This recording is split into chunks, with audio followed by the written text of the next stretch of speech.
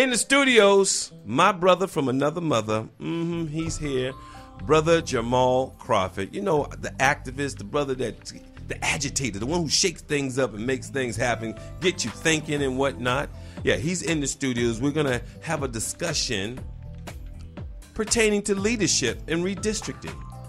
Would you like to be a part of the dialogue? It's real simple. Oh, I'm sorry. And in the studios, we have a special guest. All right, my brother Cornell is here. Cornell? Pleasure to be here with you this morning. All right, Jamarhl? Yes. Good Now, morning. you're going to have to bring the mic. Got to bring it all the way down to you. All There right. you go. All right. All right. The phone number here is 617-445-1061, so you can be a part of the dialogue today.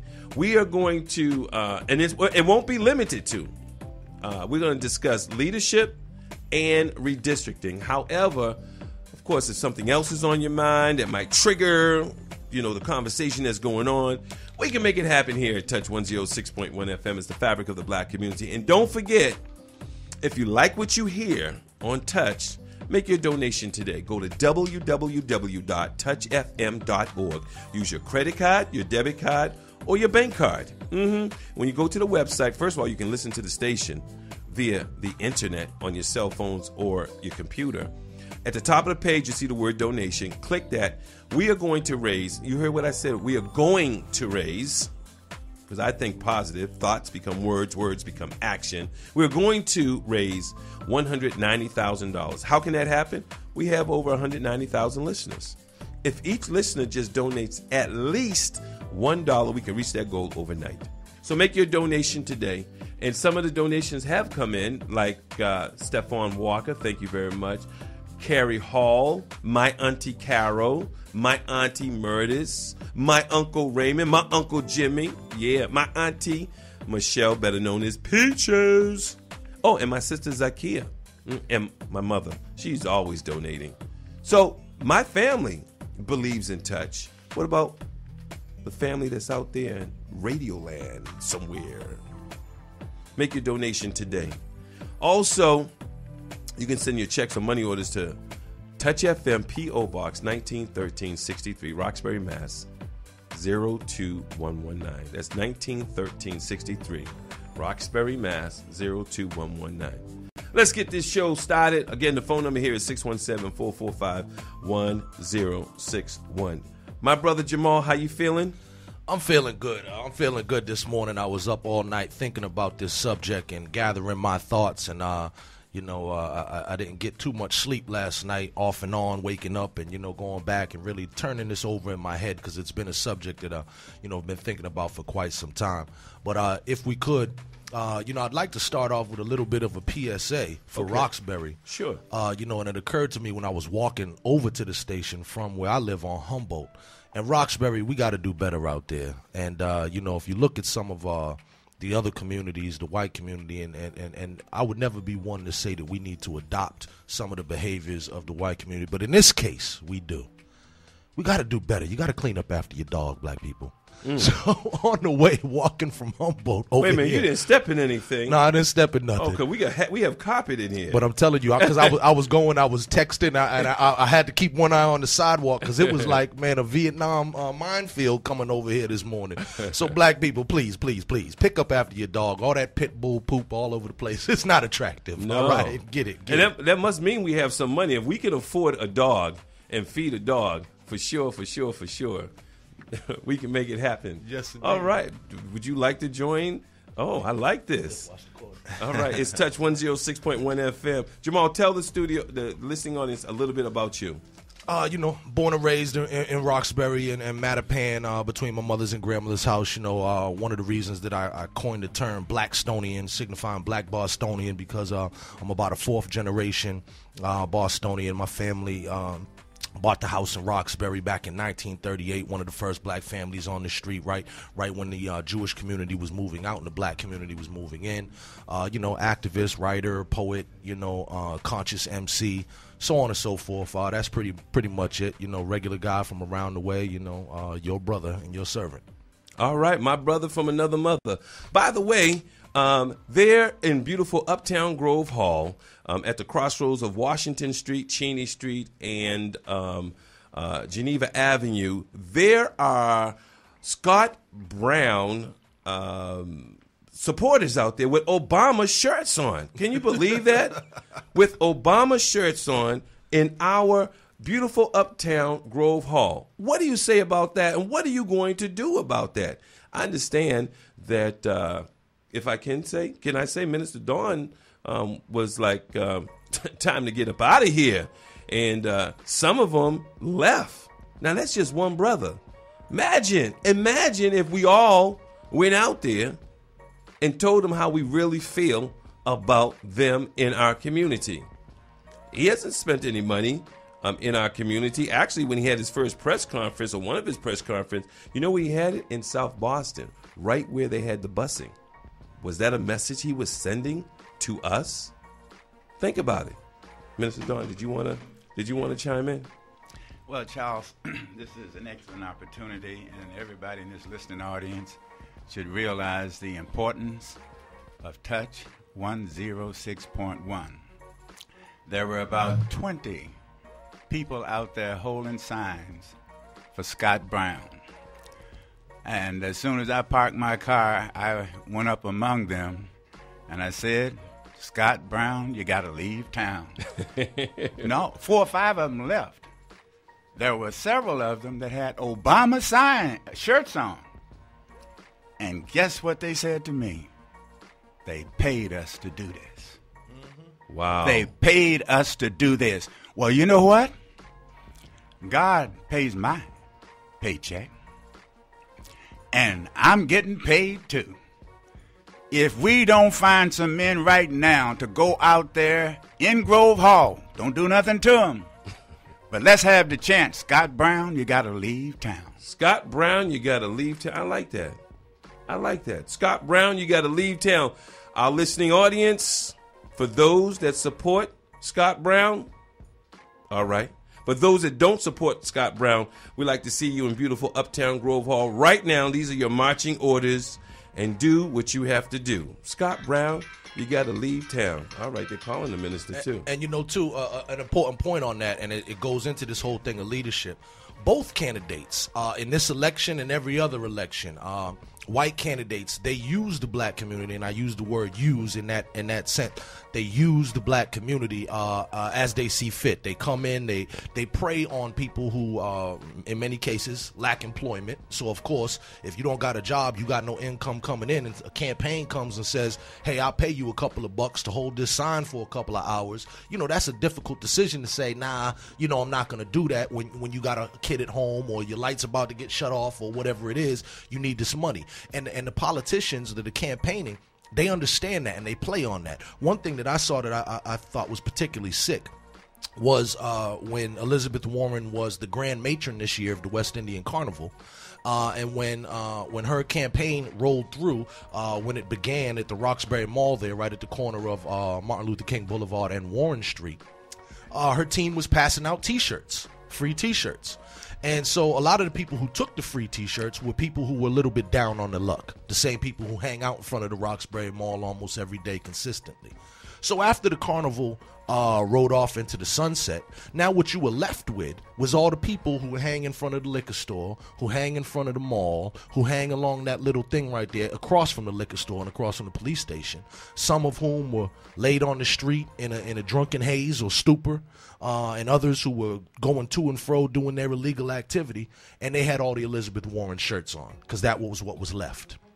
And it's one of those things that I say, you know, when these people come into our community, we have no criteria by which to say, this is how you're supposed to enter with respect and enter our community and treat us with respect. They don't spend the same amount of money here. Our people who are professionals in the arena in this community, people like myself, they don't want to deal with, and they certainly don't want to pay. They would love my services if I would donate it, but they certainly don't want to pay. And every other community that they go into, they handle differently. But our community is oftentimes, every time actually, not just by these two candidates, but with every election that I've witnessed, we get taken advantage of and we get the short end of the stick. We're going to take some phone calls. Sure. 617-445-1061.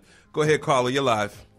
Yes, good morning. I am so glad you all commented on the signs. I rode by, I did the thumbs down because Scott Brown doesn't have not one person of color, even in his commercials. Thank you, caller. What part of town you calling from? Very, baby. All right. We love you, sister. Thank you, brother. Thank you. Scott Brown has one very, very loyal ally in this community, and those who may have seen it is Reverend Jeffrey Brown, who went to the NAACP convention with him, and even was on MSNBC, singing the praises of Scott Brown and how they had been able to work together, and as well Romney. Touch 106.1 FM. Go ahead, caller. You're live. You know what's so disappointing to me is that every Monday morning and now Monday evening, we have the roll call to action. Since May of 2010, the Grove Hall NDC submitted a 8-point plan where we asked young men, black men specifically, to organize themselves, their building, their street, around issues that negatively impact this community, to rid our community of drugs and illicit activities, to become civically engaged, etc. And here we have, I counted over 20 black folks standing on the island, and the brother had a nerve enough to say to me, hey, listen, I'm getting paid for this. That reminds me of those 20 pieces of silver. Mm-hmm. We need to stop and think. The Honorable Elijah Muhammad taught us that we should think at least 5 times before we even speak. Jamarhl, I heard you talking about I was rolling over in my bed. I couldn't sleep, trying to think in terms of my conversation over the radio, because you understand how important it is to send the right message. Everybody has the right to select the candidate they want and support it. But let's start with supporting getting rid of the violence, stopping the murders, keeping our brothers and sisters out of jail. Someone offers us a few dollars to hold a sign, and we don't understand the consequences. I mean, even Can't be for me. Let me hang up and listen to some intelligent folk talk about some intelligent things. That might be part of Scott Brown's job stimulus package. It's Touch 106.1 FM, fabric of the black community. Jamarhl Crawford's in the building. Cornell, what? Do you mind if I use just Cornell? Or Yeah, you want, sure. No, that's okay. fine. Cornell's in the building also, and so leadership. Let's talk about leadership. What determines leadership? I mean, we have the folks standing out there with their signs, for Scott Brown in our community. Obviously, they're following the leader, and we say, what leaders are they following? Well, in that case, for those people who may be familiar with the whole 5 and 10 and 85%. Philosophy, we know that 85% of the masses are primarily kind of in sheep mode, and there's this battle between the 5%, the righteous, and the 10%, which is a big parallel to the talented 10th, but the 10% who seek to control it. So there's this battle going on for the masses. The masses, I don't want to just give them a pass, but many times are innocent because they are ignorant. So they don't know what they are particularly doing. So I don't really want to bash the people who, may have picked up that sign, as I said, because, folks need jobs. You know what I mean? What concerns me more are those who take the payout by grants or by big jobs at corporations or companies that have traditionally been the forces that have oppressed our community. And when we talk about determining leadership for our community, not political leadership, but leadership in general, is determined by when you do what is right, even when it is difficult to do so. Right. And this current crop of leaders that we see emerging, and there's been much discussion with the generation gap, the young versus the old, and whatnot. But this new crop of leaders that we have, I haven't seen too much of sacrifice. I've seen a lot of social climbing. I've seen a lot of me in it. And how do these things benefit me as a person, upgrading my social status? But I have not seen those who have been willing to sacrifice of themselves for the benefit of the community. And many of those people are beholden to forces that have worked against our community for a long time. And here's just a quick litmus test, because we're going to talk about a lot of stuff and, split atoms and all that. Should I get my pencil and paper out? Well, some of this stuff I'll make available, on the Blackstonian and whatnot, because I want to share kind of the criteria that I've learned over the years. I didn't invent this stuff. It was taught to me. Okay. And, and I experienced it and witnessed it. But stuff that you can do that are easy, lie detectors. We don't need to go on the Maury Povich show, but we can have an easy lie detector or truth detector. So one thing is, if a person is in a leadership position who is black, you can tell if he is a leader that is good for the people simply by this.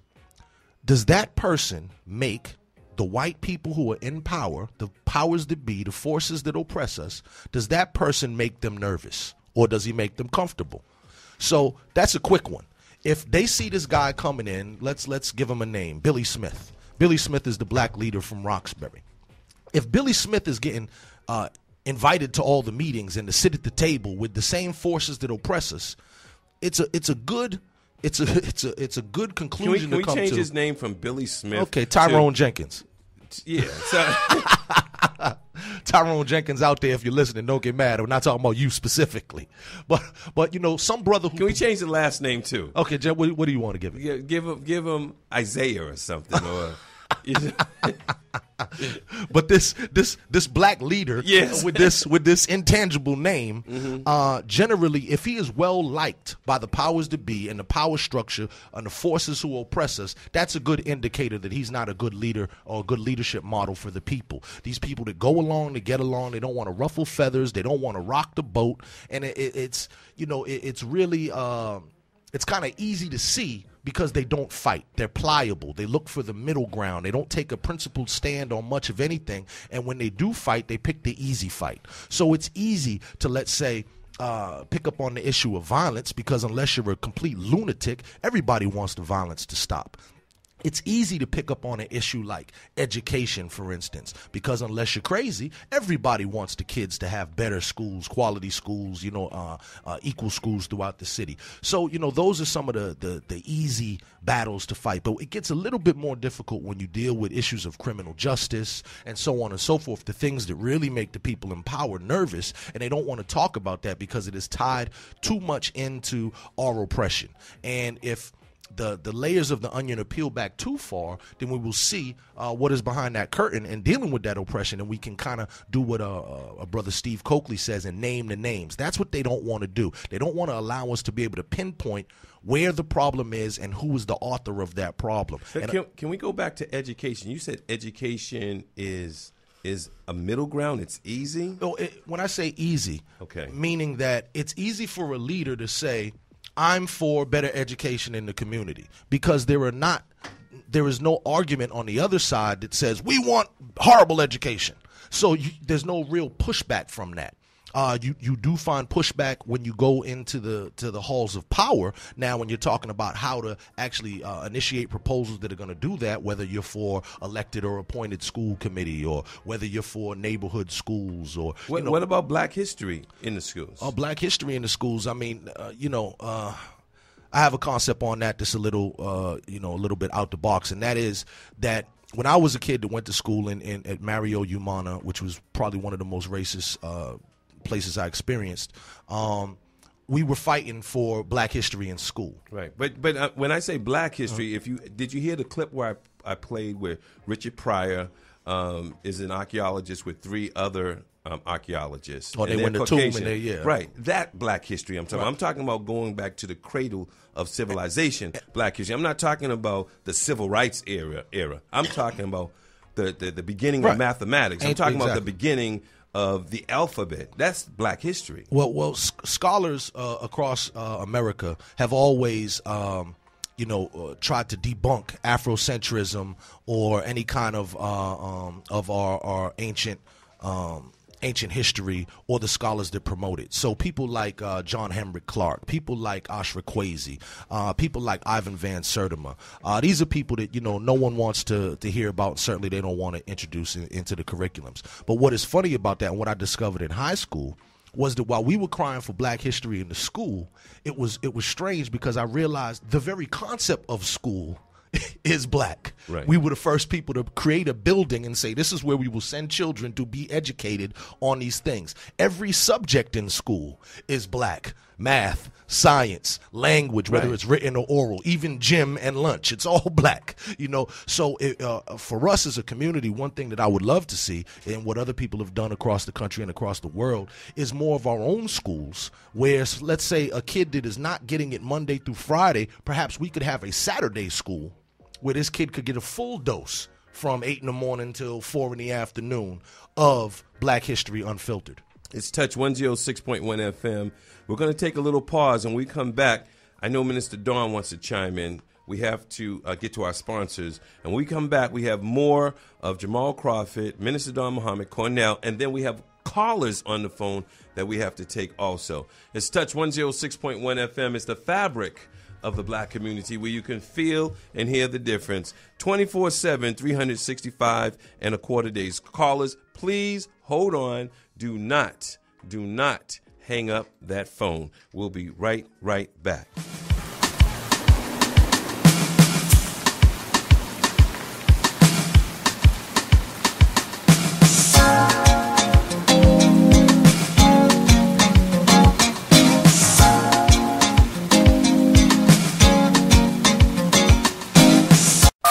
Streaming live 24/7, 365 at www.touchfm.org. Touch 106.1 FM is the fabric of the black community. For those that don't know, in beautiful Uptown Grove Hall, Scott Brown employees are out there. Yeah, they were paid by Scott Brown to wear President Barack Obama T-shirts and hold up Scott Brown signs. They're out there in beautiful Uptown Grove Hall. Do me a favor, when you drive by and you give them the thumbs down, call in at 617-445-1061. Let me know. If you say Scott Brown, get out of town to them, call me at 617-445-1061. I want to see how many of our listeners either support Scott Brown or don't support Scott Brown. Let's go to Minister Dawn. Thank you very much, Charles, and I want to thank our two brothers here for allowing me to come in off the street and take a little bit of the time that was already allocated to you all. But these are my brothers, and I know we want to rumble together. This situation is because Scott Brown, he is running scared. And he paid brothers and sisters, too, a few of them out there, who have Barack Obama shirts on and are holding up a sign. It tells you that he feels he's in trouble, and he didn't open an office in the black community because he thought he could make it. He didn't open an office in the black community the first time he ran.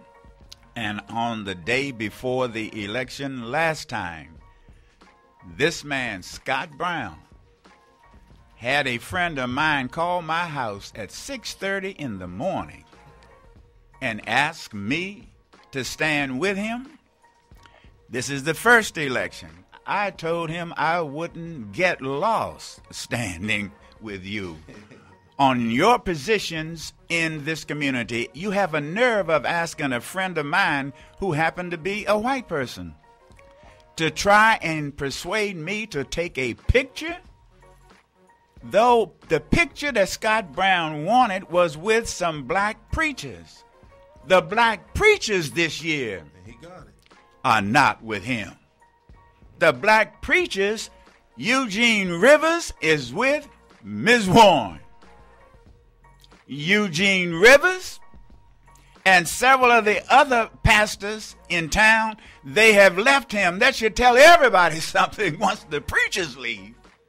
No, this man is not going to do, should he be elected to be returned and be elected. He hasn't done anything in the past. He's not doing anything now and doesn't intend to do anything in the future, because if he did, he would have been in the black community a long time ago. It is because Miss Warren opened an office in Grove Hall in the black community that he's even thinking about us. This should let us know, and let us know we're going to have to unite and do it ourselves. But in unity, there is strength. And these two brothers here, they represented coming up to Pike with their youth and their strength and their valor to want to go out and do it. Let's do it, and let's do it together. Thank you, Charles. Thank you, Touch, for even being here this morning. It's Touch 106.1 FM. You're welcome, Minister Don Muhammad of the Nation of Islam. 617-445-1061 is the phone number. We're going to go to the phone lines. Go ahead, caller. You're live. Hey, peace. This is Brother Salih. Yes, Brother Salis. Hey, how you doing? All right. Sir, Peace. I'm doing well, brother. You know what? As Minister Don just finished by thanking, I shall enter by thanking yourself, my brother Jamarhl Crawford, and my other brother Cornell Mills, and of course Minister Don. If the subject is leadership, then I have to give credit where credit is due, as Minister Don, through his leadership, is indirectly, in a lot of ways, responsible for the man that I am, as it is through his leadership my parents were introduced and had flourished under the teachings of Elijah Muhammad and the Nation of Islam, which plays a major role in what it is that I am and what it is that I do. Now, as I sit outside of Grove Hall about to have discourse with these brothers and sisters from the Scott Brown camp, and I roll by Brother Charles, and I recognize a couple of them, and I know their MO. So it's going to be very interesting in about 5.5 seconds. So, but before I get to that, I wanted to, and this shows you how in sync my brother Jamal and I are. Of the questions that I wanted to ask, he has already answered a couple of them. So, leadership. Two things come to mind. One, the definition. I was always taught, in fact, and this thing was solidified for me by a mentor of mine, Dr. Joseph Warren, of Northeastern University of Paragon in this community and others.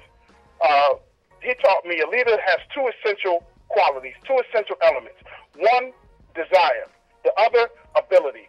Both my brothers, Cornell and Jamal, have abundance of both. But one thing that Brother Jamal has is a uncanny ability to procure information. Not only the procurement of information, but the discernment of that information.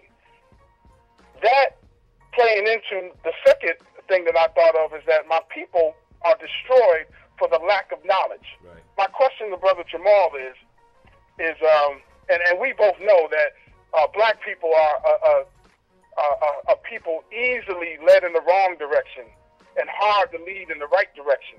So even when you have the proper information, we don't always follow what that information would dictate. So a question to my brother Jamal is, as one who is exceedingly proficient in gathering this information and the dissemination of this information, you mentioned some key elements of how to recognize leaders among us. How do we sift out the information, especially in this age of information with social media and such, that we're able to kind of sift out the information that will help us choose correct leadership and maybe even be leaders ourselves? I'll hang up and listen to you, brothers. This is a wonderful triumvirate you got in here, Brother Charles. And listen, this needs to happen more often. Real talk. You're right about that, my brother. Yes, sir. And it will happen again and again and again. We love you, and we love all that you do with Face and Love number 6, correct? Number 6 coming up. Kindred, the family soul, will be in the house, as well as Brother Jamarhl Crawford and Brother Cornell Mills and whoever else want to come. All right, we love you. Give out your contact information for Face and Love 6. contact information is www.facinglove, FACINGLOVE.com. We're also on Facebook. If you know me personally, get at me. If you can go through Blackstonian.com and get at it. So we're well connected, family. Thank you, my brother. Love you. Yes, sir. Love you.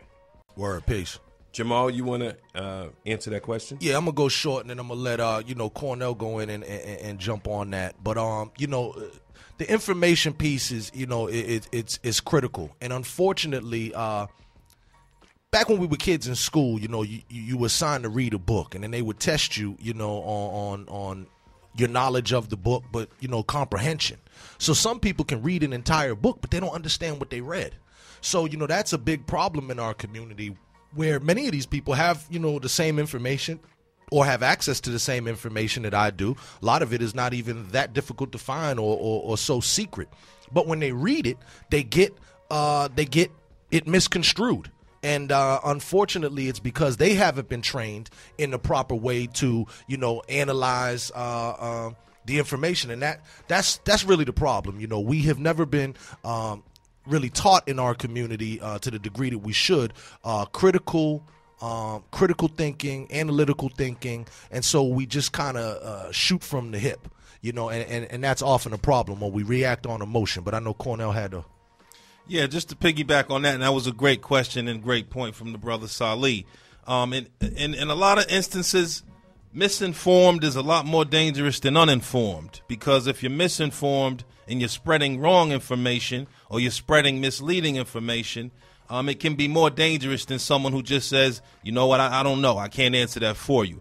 But just on as it relates to the topic of leadership, I just want to touch on a couple of things that I think are crucial in trying to shape this conversation. We currently live in a state where we have a governor who is a person of color.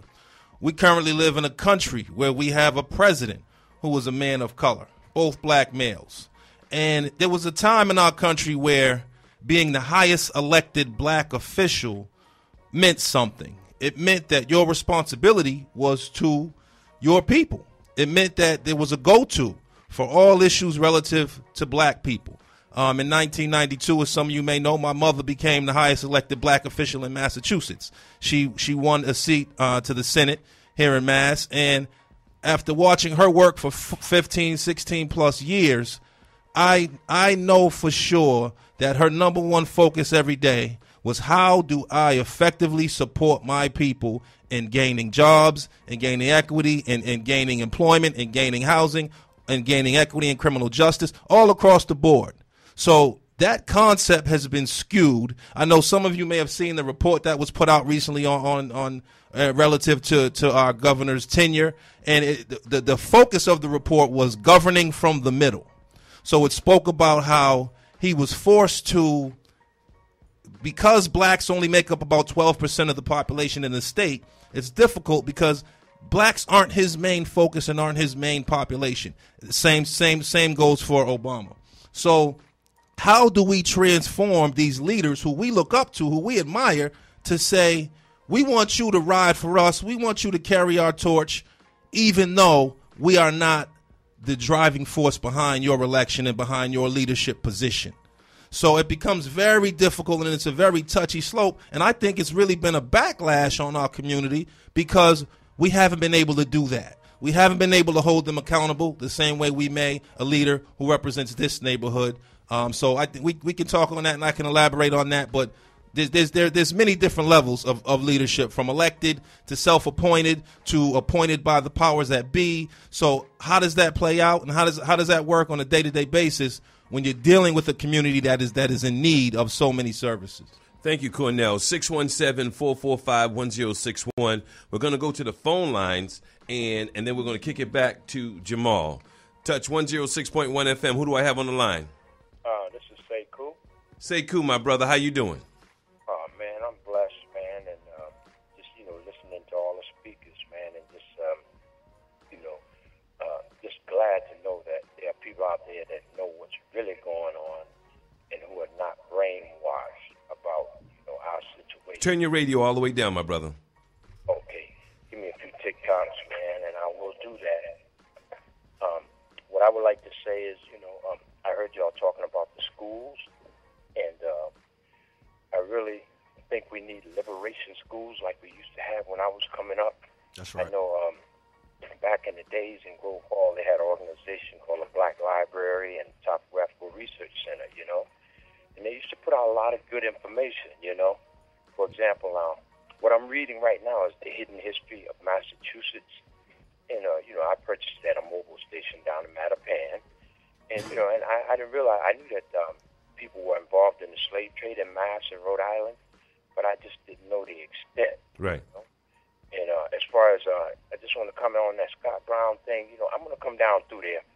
I talked to you before I was on the line, and I said that I was going to make a donation, and you know, you said you need $1 from 109th. I can donate more than $1, you know, but I want to, you know, actually, I haven't been down to your office, and I don't get to get down to Grove Hall that much, but you know, I appreciate what you all are doing, and Don Muhammad, you know, he's a sincere brother, you know, from what I know. He really is concerned about the black community, and you know, most of the people that you have on there also, you know, whatever their beliefs is, they seem to be sincere, you know, and I just, you know, I'm just so glad that you know, that this organization is here, Touch FM, you know. And well, we appreciate you supporting us. And we'll be looking forward to you. We're going to get back to our in-studio guests, and we appreciate the words, the kind words that you shared over these airwaves. Yeah, you know what? I got to say one more thing. Scott Brown, get out of town. All right. All right. Touch 106.1 FM, Fabric of the Black Community. 617-445-1061. Jamal. Okay, I want to read this thing because I prepared this thing, and then the conversation has gotten away, so I want to, because we're short on time.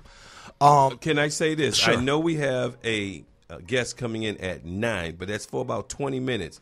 Can we bring you back on at 9:30? Oh, yeah, sure, but this All right. thing here should only be a couple minutes.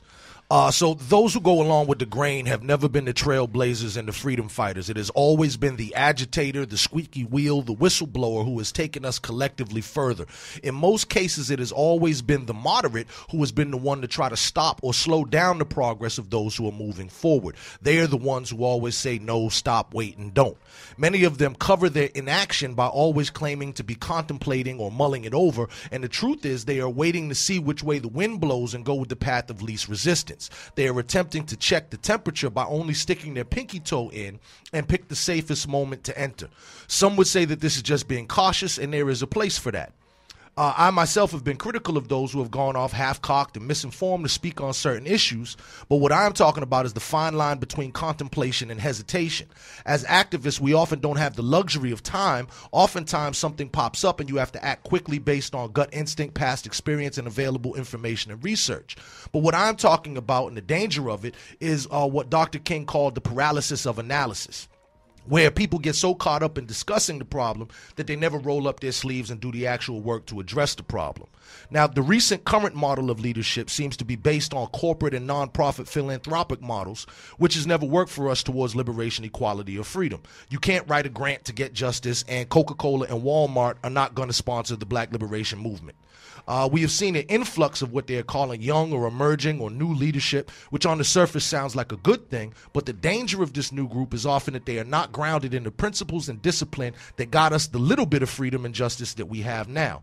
Many of this new generation, of which I at 41 years old am part of, but many of my peers see social networking and social mixes and functions as actual activism.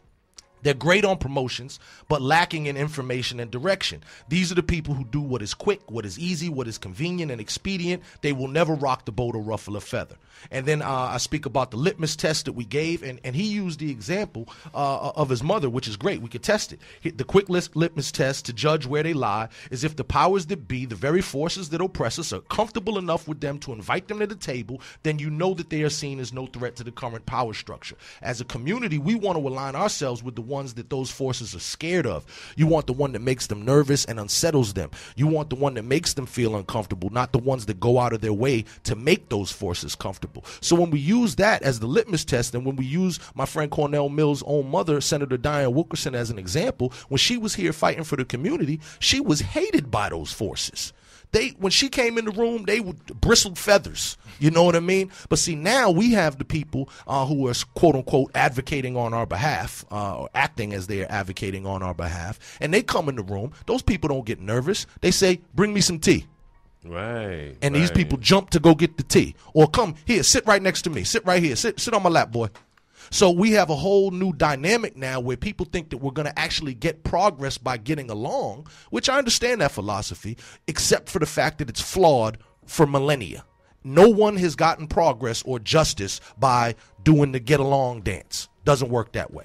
It's Touch 106.1 FM. It's the fabric of the black community. Feel and hear the difference 24/7, 365 and a quarter days. I know C1 Cliff was on the line. However, he was a little impatient. So he decided to hang the phone up and come down here to the studios. I understand you wanted to be a part of the dialogue. Yes. How you doing, everybody out there? This is, I'm tired of our people being pawn players on the chessboard. We got to get ahead of the game. Everybody that's speaking right now is speaking truth and clarity. But what I'm going to speak to is the people. We need everybody to come down to the Elizabeth Warren office and make a stand. This is about us. This is not about politics. I'm not speaking about no candidate. But I need you to come down here to Grove Hall and say, you hold a sign, don't hold a sign. Doesn't matter. But about saying, this is our community and we're tired of being pawn pieces. There's nothing wrong with what some of those people out there are doing right now, but they don't understand.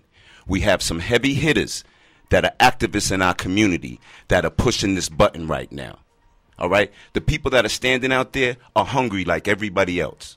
So respect them, but they don't understand because our fake activists that are out there, I'm not going to put their names out there, but I'm going to talk to them. And if you want to know who I'm talking about, come on down to Grove Hall. We need the stand-up community, and we need to vote. There's some free, there's free. There are the freedom of speech, the freedom of press, the freedom of assembly, the freedom of religion. If you want to throw their names out there, it's your radio station. This is no. What I'll do a follow-up call on that. I want to see the community come out because I stand for my community 7 days a week, 365 days a year, and I don't even take leap year day off. I believe I'm embedded in the community. I need you to come stand with me today. Everybody that's in listening power to drive here right now, come in Grove Hall, Elizabeth Warren's office. This is Mr. Industry, Air to the Street, Mr. Community, and listen to these brothers in here. And Cornell, you need to run real soon, brother, because I got your back. It's Touch 106.1 FM is the fabric of the black community where you can feel and hear the difference 24/7, 365 and a quarter days. I know at the top of the hour I have a call coming in or a 9 o'clock interview that's going to take place. I'm just letting the world's greatest intern know, Aja. Thank you very much. It's Touch 106.1 FM, fabric of the black community where you can feel and hear the difference. Let's go to the phone lines. Bingo. Touch 106. Go ahead, caller. Are you there, caller? Oh, that was Cliff was on that line. My bad. Touch 106.1 FM. Go ahead, caller. Yes, this is Brother Chakwa. I'm out here on the island with the final call, trying to get some good information in the hands of our people. And, you know, there are these I'll say unwitting, soul-selling house Negroes out here causing a nuisance on my post while I'm trying to get good information in the hands of the people. And it's unfortunate, exactly as Cliff said, you know, that they're being used as unwitting pawns in a game that will not benefit us if we continue to allow ourselves to be used. It's that same technology. We need to drive Scott Brown across the burning sand into a cave somewhere. Thank you, Brother Takwa. We appreciate that. Touch 106.1 FM. Go ahead, caller. Yes, reporting live here from the corner of Grove Hall. This is Brother Musa. I just want to chime in immediately on how things have transpired over the past 15 minutes. It all started off with Minister Don stepping out with the bullhorn, saying Scott Brown got to leave town. Thereafter, there was an assemblance of about 4 to 8 initially, and now we're up to about 12 people holding Elizabeth Warren signs, reassuring the black community that we are alive and we're not puppets like the other side. Brother Musa. Yes, sir. Brother Musa, can you videotape some of that for us, please? Unfortunately, I have a huge Elizabeth Warren sign in my hand, and I can't unless someone brought a camera to me. Then I would be able to do so. Captain Weeks, you want my cell phone, or you have? Yes, sir. You have a phone? I'm on task, sir, at your disposal. Here you go. All right. But the community needs to know that this is a very active corner at the moment. And even though there are opposites on the other side with Scott Brown, it's good to see that black people are out here speaking the word of peace for their future. Thank you, sir. Thank you, my brother. Thank you. Yes, sir. All right. Thank you. And Brother Charles, I just want to make a quick announcement about a major event that's coming up on October 20th, which is next Saturday from 2 to 5 p.m. at the Dudley Library. We'll be hosting a forum talking about the effects of the state crime lab scandal.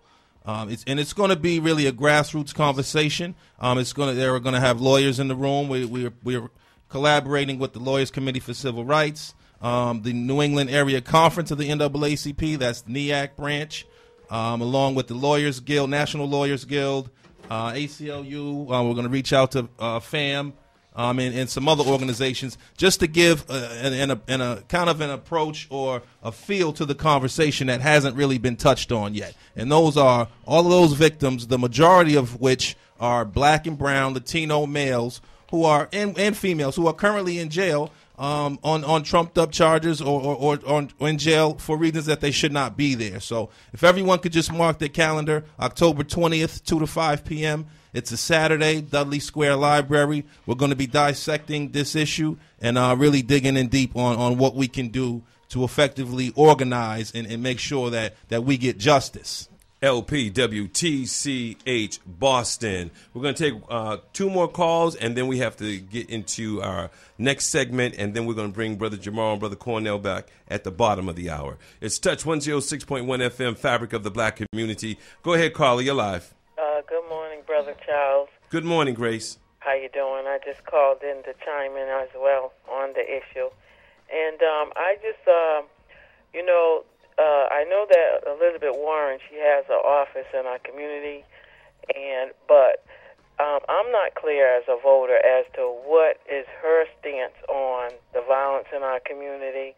What is her stance on making sure that black people get contracts, state contracts, city contracts? What is her stance on the foreclosure issue? It's not enough that we rally around people just because they have an office in our community or just because they have pictures of black people. Just what is it that Elizabeth Warren is going to do for us? And I applaud those people who are holding signs up for Scott Brown, because maybe they're not saying they're for Scott Brown, but maybe they're saying that we want more information and we want to hold politicians accountable to our community. We want to know what they're going to do for us. And it's unclear what she or Scott Brown is going to do for us. But we need to stick to the issues. Thank you, Grace. We appreciate that phone call. 617-445-1061. Go ahead, caller. You're live. Can you hear me now? Can you hear me now? Good. It's Touch 10 along with Big Brother Almighty. Yes. Salih, he's here also as we continue our dialogue. Leadership. However, we're going to segue into redistricting. Can we do that, my brother? Yes, sir. Let's bring it on. 617-445-1061 is your phone number. Again, 617-445-1061. Now, recently, last Thursday, City Councilor Charles Yancey was in the studios representing District 4. He made a comment about redistricting and his map that he's offering. And, of course, there's been other maps that have been vetoed by the mayor. And then when he was finished, we got a call from the president of the NAACP Boston branch, Michael Curry, who felt that City Councilor Charles Yancey disrespected him. And like I said to Michael, I said, Michael, it sounds like someone called you and said something, put something in your ear and whatnot, because I didn't feel that he disrespected them. However, everybody's perception is their reality. So I'll leave it at that point. So let's talk about redistricting. Well, okay, so the issue with redistricting, and, you know, for the general listening audience here, you know, of course, we just went through it at the state level, you know, with all the statewide districts, and now we're going through it at the citywide level. And in each city and town, as the politics, you know, are a little bit more local and close to home, it really kind of gets a little bit more contentious in the cities. And I think other cities like Boston, the Lawrences and the Worcesters and the Springfields are going to, you know, go through kind of similar growing pains with this issue. Here in Boston, we have a variety of people who have, you know, proposed different maps or different breakdowns of how they think would basically be the most equal distribution of kind of the voter pool. And for me, I'm a person who thinks, as I said when I called in that day, you know, I think we should have, you know, 10 maps. There's no reason for us to not maximize all of our different options. I don't like some of the tone of some of the debates that have gone around the redistricting map, because as happened with the Curry and Yancey interview on Touch 106.1 FM, I think it got a little too personal. And so we got to stick to the script and talk about the redistricting. So we know some maps that are on the table. We know that the Boston NAACP, as Michael Curry alluded to with his political chair, Sean Daughtry, you know, has drawn up a map. We know that Kevin Peterson and others from the New Democracy Coalition and the Black Empowerment Coalition, they have their own map. We know that Yancey on the city council for I don't know how many years now, but it's been quite a bit, maybe 16, 17 years, maybe more. You know, he came up with his own map, which was critiqued. Now, for me, the thing about redistricting is when we remove all the emotion of it, there is a certain criterion that is supposed to be reached so that you cannot have what they call packing, where you basically overstack a number of a particular group in one area. Now, but packing has been going on for a while. Oh, packing and cracking has been going on. Okay. Some smacking needs to go on. but yeah, and then the cracking, which is where, you know, basically, you know, you break up one of those blocks. And those are, I'm using the most simplistic terms. Right. And for my own benefit, because one of the reasons that I haven't been so vocal on the issue is because it's not my area of expertise. So people got to kind of know where to stay in their lane, too. It's not my thing, so I don't speak on it, and I let those who have a little bit more experience in those areas than me do it. But what I do know is I know about logic, and I know about fairness, and I know about justice. So I think that we have to put some of our best brains on it, and I would like to see people like James Jennings called in, Professor Charles Ogletree, you know, that type of brain to kind of develop a committee or a council of elders even, right, that could take a look at all these things and come up with the best plan that meets the criteria as much as possible. Some of that criteria is very difficult to reach, if not impossible with the numbers. You know, you got to have 8% over here and 8% under here and this and that. So it's going to be very difficult to kind of make all those numbers gel. But when we talk about packing and cracking as well, we also have to know that those are also while they are things that people say to watch out for, they are also things that in appropriate times are needed. Right. So that a particular group, pardon me, or section of the city that has been disenfranchised historically may need to be packed to create the voting power to give it a little bit more equity to another district or voting block that has been historically together. Right. So as with most things with our people, we need a little bit of extra help. Right. So things like affirmative action, for instance, were put into place to redress how we had been blocked out and marginalized out of many spheres and realms of endeavors. Thank you, my brother. 617-445-1061 is the phone number. Use it, but don't abuse it. And, of course, our discussion at this point is redistricting. And I understand, Jamarhl, there was a meeting that actually took place last Saturday at 12th Baptist Church. Were you able to attend that meeting? No, I did not attend. All right.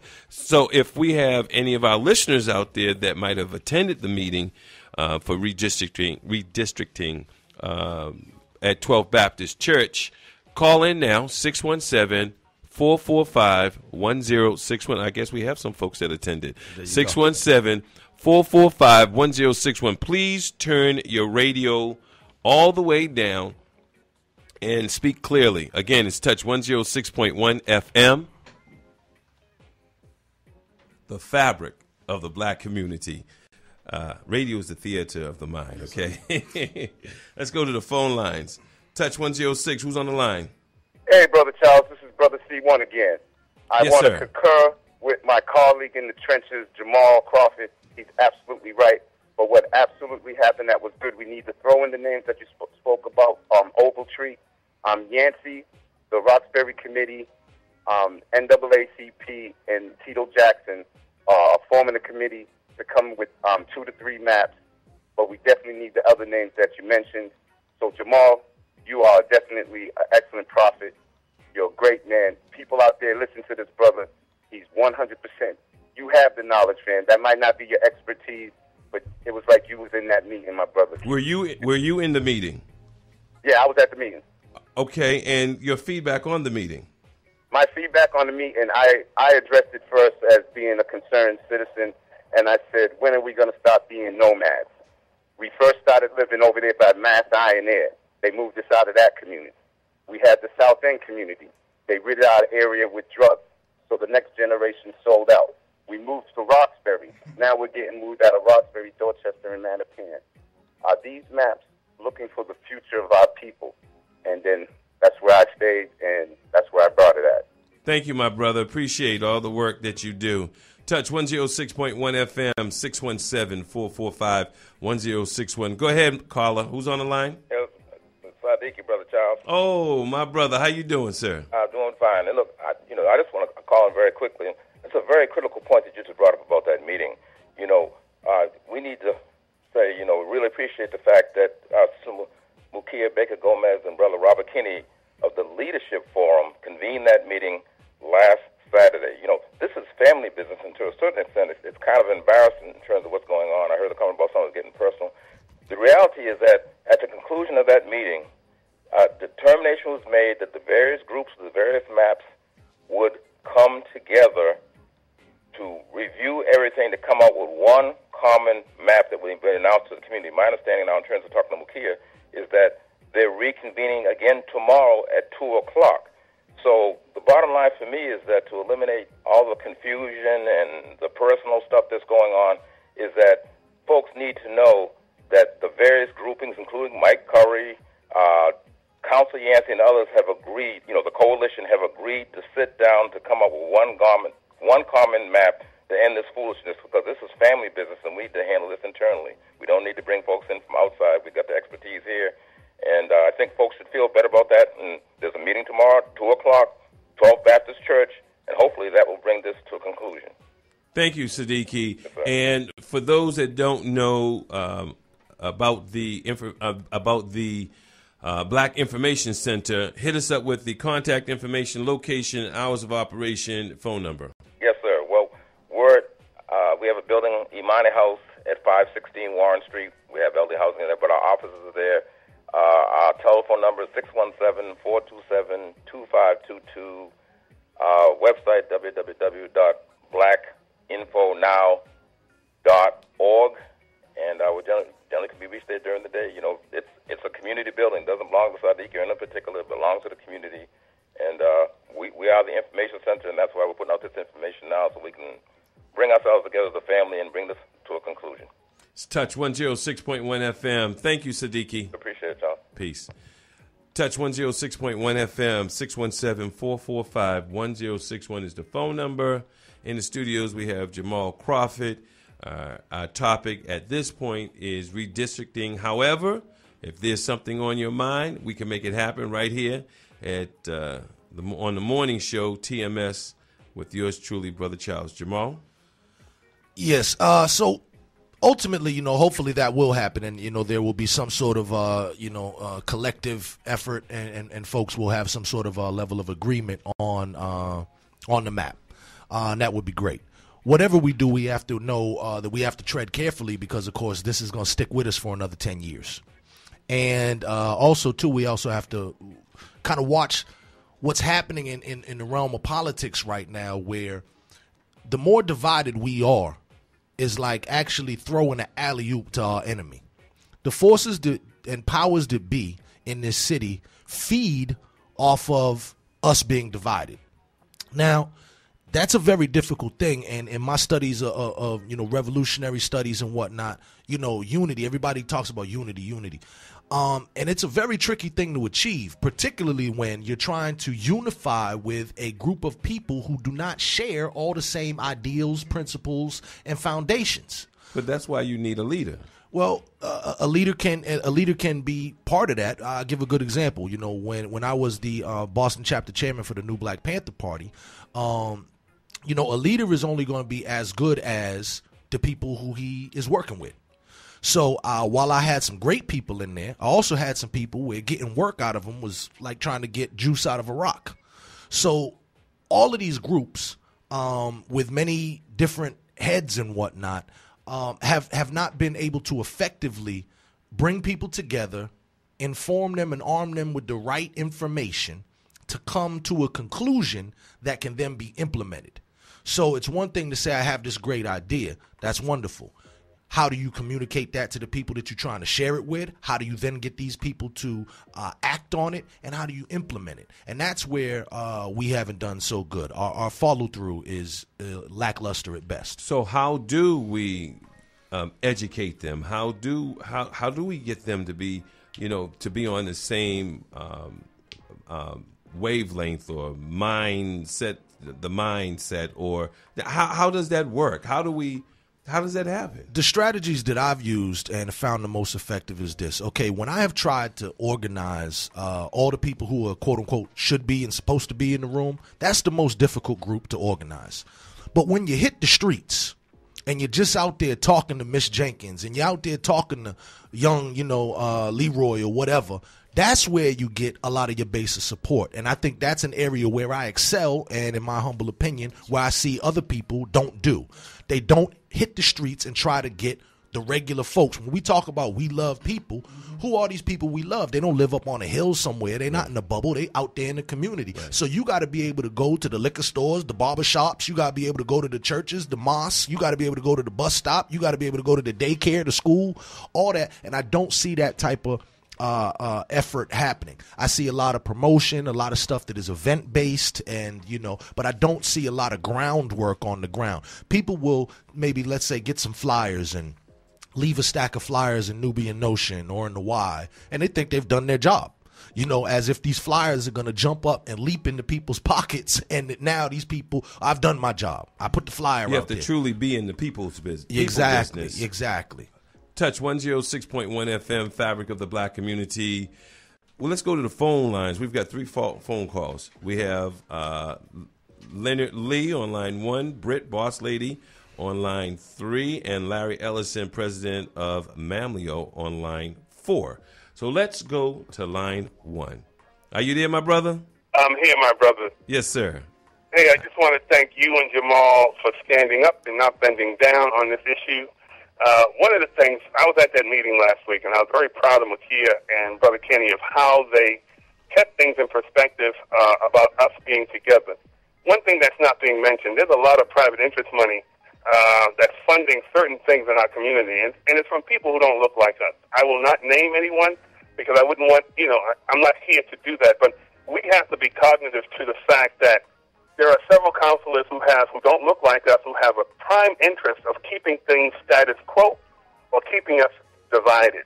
And I have to agree with you 150%, Brother Jamarhl, because, it seems like people don't understand history. I'm born and raised in Boston, and I've seen this a million times. If it was Louise Day Hicks or Jimmy Kelly, where they control things so that they can keep the control while we sit up there and fight amongst ourselves, and they sit back and laugh.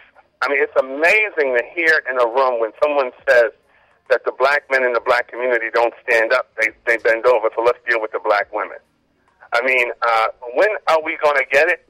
If we get more brothers like both of you guys who stand up and don't bend over for a couple of dollars, I think we can bring about change, because it's all about how do we work together around this whole piece. But amongst that is that we have to be truly educated on the process. I know Jamarhl was talking about packing and cracking, and both of those issues are neutral. Some of them have propelled us in this country around packing and cracking, and some of us has hurt us. So it becomes us being very educated around this process, as you said earlier, so we can go forward. Again, I thought the meeting was very productive. I thought it was focused. And I thought the folks there really voiced their opinion. I would encourage more people to come out to show their support and their concerns about the community. Thank you, Leonard Lee. We appreciate all that you do. And some people may not know that you are the first, hit us up with it, first something in history, something you did downtown. What was it? Remind me. Well, I've done a number of things, but I was the first African-American buyer for the city of Boston, also the state director of child and youth violence under Deval Patrick, and I just left being the deputy commissioner of public health for the state of Connecticut. But I'm home. You told me to come home, so I'm home, and I'm ready to make sure we stand up and be the examples to these young people that we need to be, and really relish our history, because we've had some great leaders in this town, and we still have some now who are sitting home with some knowledge that we should really take advantage of, like the Mel Kings, like the U.B. Joneses, I can go on, but we need to really start to pick their brains and find out how they handle this, because this is not new. This issue is not new. It's just a new day and new faces. Now, he said he was the first, Leonard, you said you were the first black buyer for the city of Boston, in City Hall? Yes, in the purchasing department. Okay. Yes, I was a senior buyer when I left. And to be honest with you, the only reason they put me there was because Charles, and I'm not promoting Charles, but I'm just giving some people some history. He said there weren't any black buyers in the purchasing department, and he pushed Flynn to make sure that happened. And it happened. And that's what I was going to harp on, because, see, while you were the first, you were also, I would bet, the last. Yes. Ever since I left, and I'm still in contact because, I'm still friendly with the purchasing agents there. There's never been a person of color as a buyer since I left. We actually have a City of Boston diversity chart I'll be releasing soon that kind of shows, because as you remember a couple of weeks ago, and I know we got Larry Ellison on the line, so that's good. He could chime in on this too. But when Mam Leo and many others, community groups and activists were critical of the mayor and the police department not being diverse, and Menino said, oh, yes, it is diverse. And, I dare anyone to, prove it's not. And Melvin Miller and the Banner also said the same thing. So when they put something like that out there, I can't resist that. So prove me wrong. Okay. You got it. You got just what you asked for. So we put the chart together that is going to actually prove Menino and others wrong who believe that the city of Boston is diverse, and it will show that there are many departments that have no black people in it, Latino people, Asian people at all. No people of color. None. And you're absolutely right. Remember, under Flynn, we had George Russell as the state treasurer, Leon Stantz as the state auditor. We had some of the most powerful positions held by people of color. And our bond rating was the highest in the history of the city under the leadership of a black man, George Russell, who's over at State Street now. That has never been replicated since Flynn has left. Menino, he'll put people in place, but he will not put anyone in place who has senior power as Flynn did. And I'm not comparing the two, but reality is reality. Thank you, Leonard. I appreciate that. Peace, brother. Bless y'all. Bless you, too. Touch 106.1 FM, Salih, and then we're going to go to Boss Lady. No, I just wanted to thank Leonard Lee because, of his many accolades, some of which he just mentioned, Leonard gave me one of my first jobs out of college. So at a time where brother was struggling, Leonard was there to save me, and also was one of those black males that the Most High put in my place, put in my space, in my path, to whereas I could talk to and gain information from and some kind of guidance to whereas he helped me grow up. We had some interesting conversation. I don't know if Leonard remembers this, but I just wanted to publicly thank Leonard for his contribution to myself and then my ability to pay it forward. So just as a testament to Leonard Lee's impact. Thank you. 617-445-1061 is the phone number. Let's go to Britt, Boss Lady. How you doing, my sister? Good morning, Brother Charles. This is Britt with Boss Lady News. I just wanted to call in, and I'm very, very, very excited to say that all those Scott Brown supporters are gone. You called for action to Grove Hall. The Elizabeth Warren people came out voluntarily, unlike the Scott Brown supporters that were paid to be out there. The Elizabeth Warren people came out and made their stance. And I have footage recorded for you, which will be on Boss Lady News, and I'll make sure I send some of that over to you as well. Oh, we love that. And for those that don't know about Boss Lady and your show on BNN, hit us up and educate us. Okay, so Boss Lady News airs every Friday at 5 p.m. on BNN, Comcast Channel 23. And you can also catch live recordings, and you can be part of the audience. So hit me up. You can contact me, bossladynews@gmail.com. Thank you, my sister. We appreciate all the work you do. Thank you. All right. That's what I'm talking about. That's hot. Yeah. It's touch. Hot is there's no more hot. It's touch. Brother Charles, could I just share a quick story? Because I just came from out there in Grove Hall. How am I gonna say no to a brother who's 7 feet 55? I defer to your authority and wisdom, and I really want to hear from Larry Ellison, as we are good colleagues. He being of Mamleo and myself being second vice president of Boston Society of Vulcans. But I was just out there in Grove Hall, and one of the Scott Brown supporters, his sister, just said something very interesting that I had to share with my brothers here in the studio, but I wanted the people out there to know. We were just talking about, the differences in. Now, I'm not an Elizabeth Warren supporter, and I'm not a Scott Brown supporter. I'm a black people supporter. So hello, I'm more about what is in the best interest of black folks, and in my opinion, Salih's opinion, that I'm not really moved by either one of them, but. As a Scott Brown supporter, having a dialogue with this sister, and it wasn't heated, but it was elevated. She said to me, and this is the mentality of the Scott Brown folks, y'all. She said, this is a quote, we have been selling each other out, talking about black folks, we have been selling each other out from the beginning of time. So what does that mean? I said, so it's okay. You're saying it's okay. And at that point, I ceased my conversation with her because her mentality was clear, as she was adamant about it. We have been selling each other out from the beginning of time. My brother Uno and I talk about it all the time. The definition, pure definition of insanity is doing something the same way and expecting a different result. She thinks doing things the same way, according to her inaccurate historical assessment, it's okay. So just understand, y'all, what we're dealing with out here and why my brother Jamarhl, why my brother Charles and I are fighting so hard to wake our people up. It's Touch 106.1 FM, fabric of the black community. Thank you, Brother Salih. We appreciate those words of wisdom and sharing with us what's going on out in our community, our mindset. Let's go to the phone lines. Larry, are you there?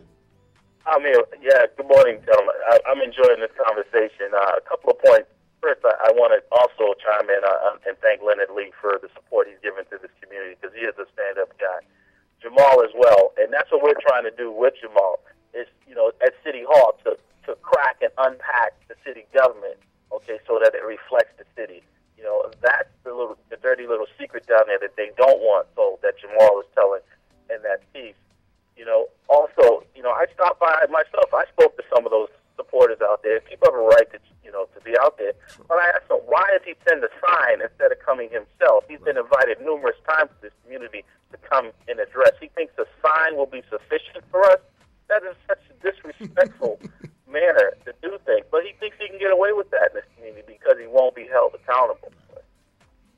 Thank you, Larry Ellison, president of Mamleo. And for those that may not know the contact information, the location of Mamleo, the purpose of Mamleo, hit us up with it. Oh, he hung up. All right. It's Touch 106.1 FM, fabric of the black community. Feel and hear the difference 24/7, 365 and a quarter days. We have about 8 minutes left. We've got a caller on line 1. Let's go to line 1, Jamarhl. Go ahead, caller. You're live. Hi, good morning, Brother Charles. How are you today, sir? All right, George M. Kelly. I'd like to make a statement. My name is George M. Kelly. I have been blackballed. I'm a dues-paying member of Local 223.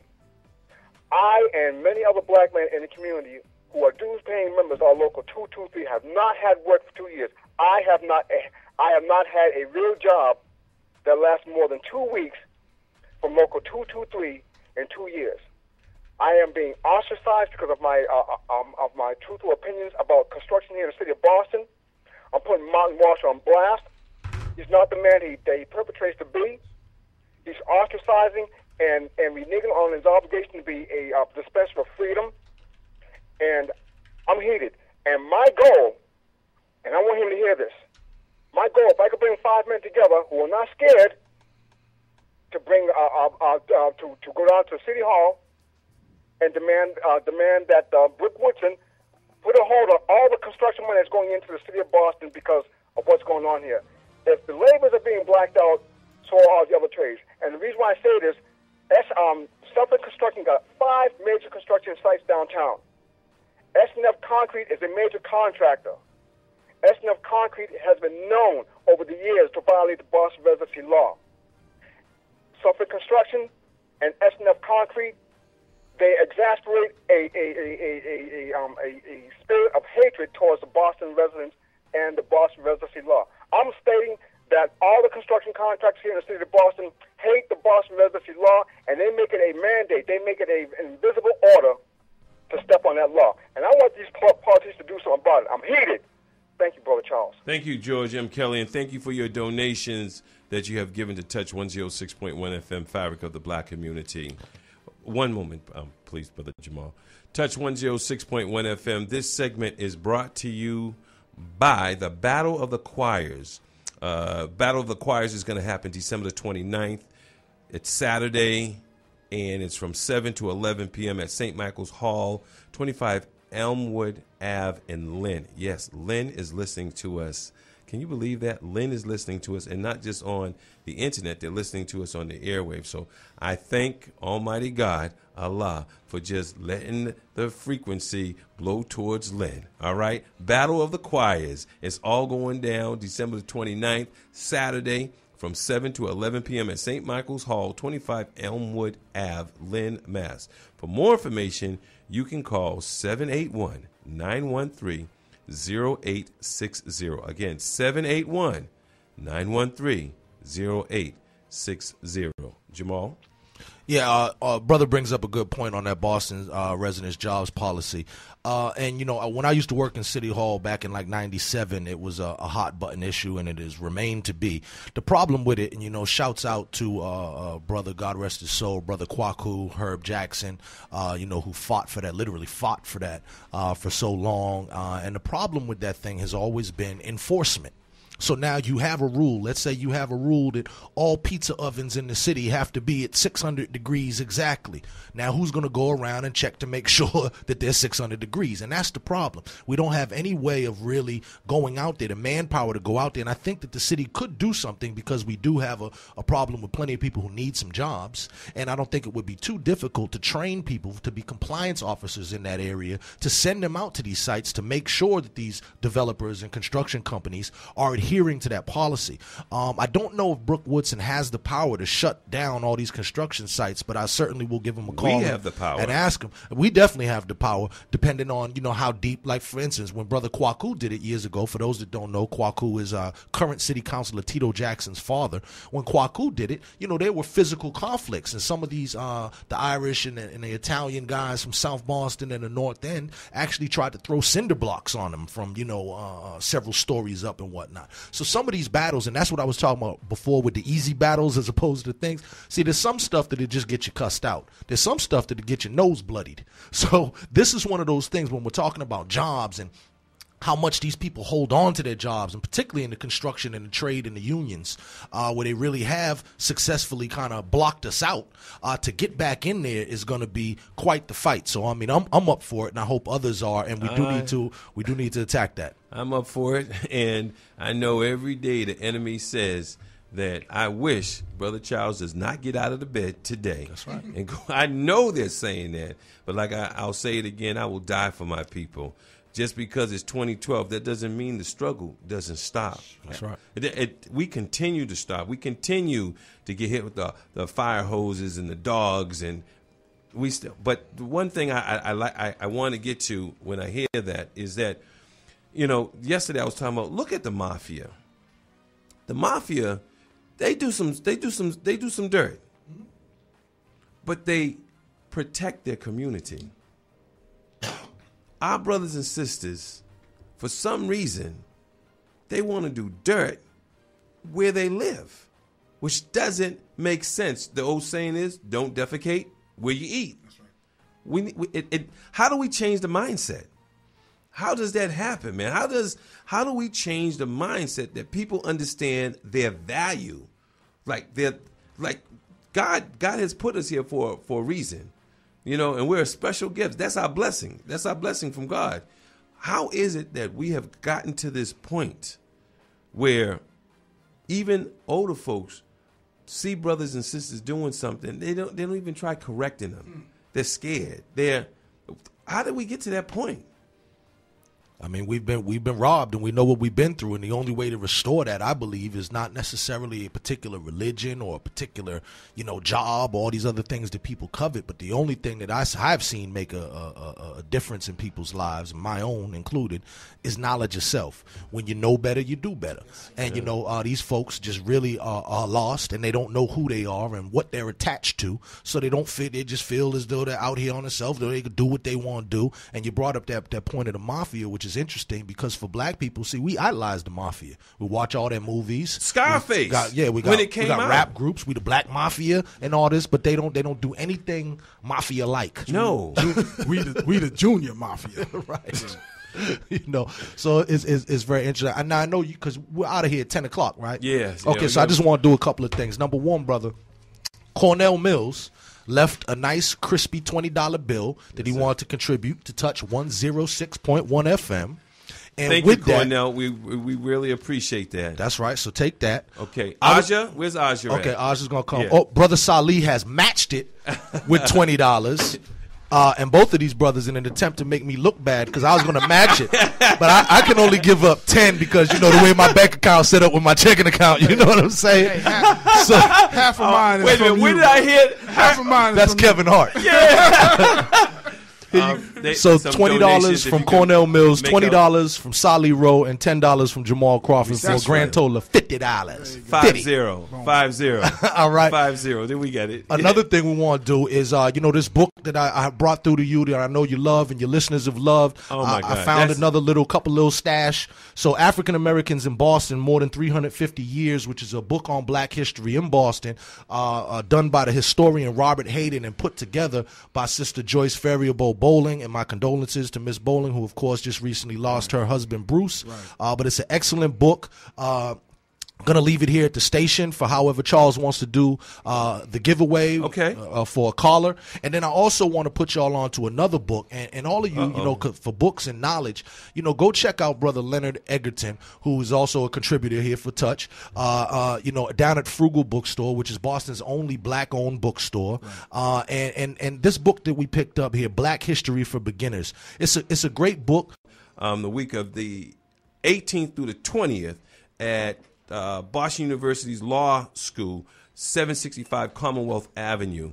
So we want to make sure you get that together. And then there's one more event that's happening. I'm trying to buy time. Good, we're recording now. Great. Final words. All right. Well, one, I wanted to remind about the event that Cornell spoke about. We're going to be organizing a forum, and the date is on October 20th, which is a Saturday, from 2 to 5 p.m. at the Dudley Library. And this forum is on the case of the drug lab scandal.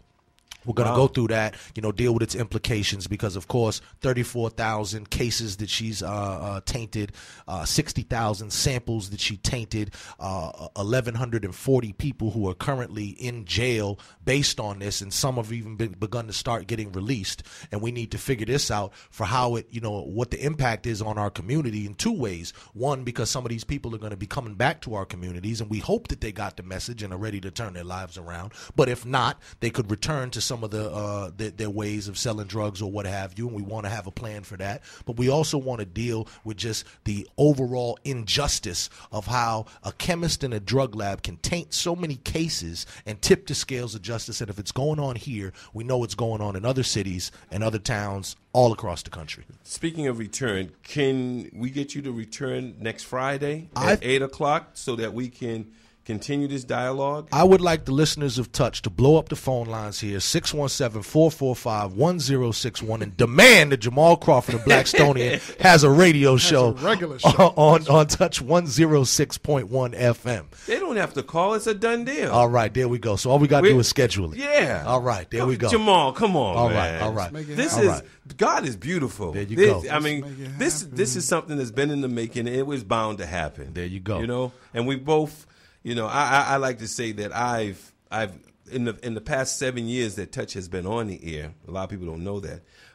I've grown so much just from the people that I've met through this radio station and come in contact with, because I don't think you and I really had contact until the radio station. Well, I knew you. I mean, I always knew you as, CC Sounds and, you know what I mean, and, Sister Virginia's son, and, but yeah, we hadn't really made a contact like we have now. And then I think for the general public as well, this is probably the most that people have heard you talk and get to hear your views and your philosophies on things as well. And then you've definitely created an excellent platform for other people who are not getting on Jammin' and all these other mainstream radio stations to come and discuss some of these community issues. Yes, sir. And between yourself and Pastor Bruce Wall with what he's doing with Global Ministries, I think that the black media is critical right now, particularly, with what I'm doing with the Blackstonian and all this, because we got to have, at one time, the only voice we had in this town was ILD and the Banner. And I think that, and more. the people's voice. Right. People's voice. Brother, what was it? Arthur Sutton. We need more. So I think that Boston is a city that can handle 4 newspapers of color, 4 radio stations of color. We need to get more. Y'all can check me out on Blackstonian.com, BlackStonian.com, like Black Bostonian. And y'all could always call me 617-297-7721. Courtney Boston's up next. Throw your 3s and your B's up. I'm out of here. Have a safe weekend. And Boston, keep your head to the sky. Peace.